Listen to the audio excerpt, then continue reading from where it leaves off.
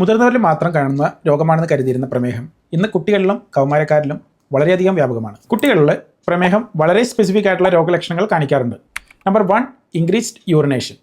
അതായത് കുട്ടികൾ പതിവിൽ കൂടുതൽ തവണ മൂത്രമൊഴിക്കുകയോ, അതായത് രാത്രിയിലായിരിക്കും കൂടുതൽ, രാത്രിയിൽ ഒരുപാട് തവണ ഈ യൂറിൻ പാസ് ചെയ്യുന്ന ഒരു കണ്ടീഷനിലേക്ക് എത്തുകയോ, ഇല്ലെങ്കിൽ അവർക്ക് അൺക്വിഞ്ചബിൾ തേഴ്സ്റ്റ്, അതായത് കുട്ടികൾ എത്ര വെള്ളം കുടിച്ചാലും ദാഹം തീരാത്തൊരവസ്ഥയിലേക്ക് എത്തുകയോ, എപ്പോഴും ടയർഡായിട്ട് ക്ഷീണിച്ചൊരവസ്ഥയിലിരിക്കുക, പഠനത്തിലും കളികളിലൊന്നും ഒരു ഉത്സാഹം ഇല്ലാതിരിക്കുന്ന ഒരവസ്ഥ, അതുപോലെ തന്നെ ചെറിയൊരു മുറിവുണ്ടായാൽ പോലും അത് ഉണങ്ങുന്നതിന് ഒരുപാട് കാലതാമസം സംഭവിക്കുക, പിന്നെ ശരീരഭാരം മാർക്ക്ഡ് ആയിട്ടുള്ള വെയിറ്റ് ലോസ് സംഭവിക്കുകയോ കുട്ടികൾക്കുണ്ടെങ്കിൽ അതെല്ലാം നമ്മൾ വളരെയധികം ശ്രദ്ധിക്കേണ്ട കാര്യങ്ങളാണ്.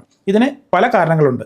പ്രധാന കാരണങ്ങളിൽ ഒന്നാമത്തെ കാരണം എന്ന് പറയുന്നത് അൺബാലൻസ്ഡ് ആൻഡ് അൺഹെൽത്തി ഡയറ്റ് എന്നാണ്. അസന്തുലിതമായ ഭക്ഷണ രീതി. പുറത്തുനിന്ന് വാങ്ങിക്കഴിക്കുന്ന junk foods, soft drinks, chocolates, കൂടാതെ പ്രോസസ്ഡ് ഫുഡ് തുടങ്ങിയവ കുട്ടികൾ സ്ഥിരമായി കഴിക്കുന്നത് ഈ ഡയബറ്റീസിലേക്ക് ലീഡ് ചെയ്യുന്നതിന് പ്രധാന കാരണമാണ്. കൂടാതെ ഇന്നത്തെ ജീവിതശൈലി, ആഴ്ചയിൽ 10-12 മണിക്കൂറിന് മുകളിൽ സ്ക്രീൻ ഉപയോഗിക്കുന്ന കുട്ടികളുടെ BMI, അതായത് ബോഡി മാസ് ഇൻഡെക്സ് വർദ്ധിക്കുകയും ഇത് പ്രമേഹത്തിലേക്ക് ഉളവാക്കുകയും ചെയ്യുന്നു. ഇതിനെ തുടർന്ന് ധാരാളം സമകാലിക ചർച്ചകളിൽ ചില കാര്യങ്ങൾ ഇപ്പോൾ ഉയർന്നു വരുന്നുണ്ട്. അതായത് ആരോഗ്യ വിദ്യാഭ്യാസം. ദാറ്റ് മീൻസ് സ്കൂളുകളിൽ പോഷകാഹാരം കൊടുക്കുക, പ്രമേഹത്തിൻ്റെ അപകടങ്ങൾ എന്നിവയെക്കുറിച്ചൊക്കെ കൃത്യമായി പഠിപ്പിക്കുക, കൂടാതെ വ്യായാമം പ്രോത്സാഹിപ്പിക്കുക.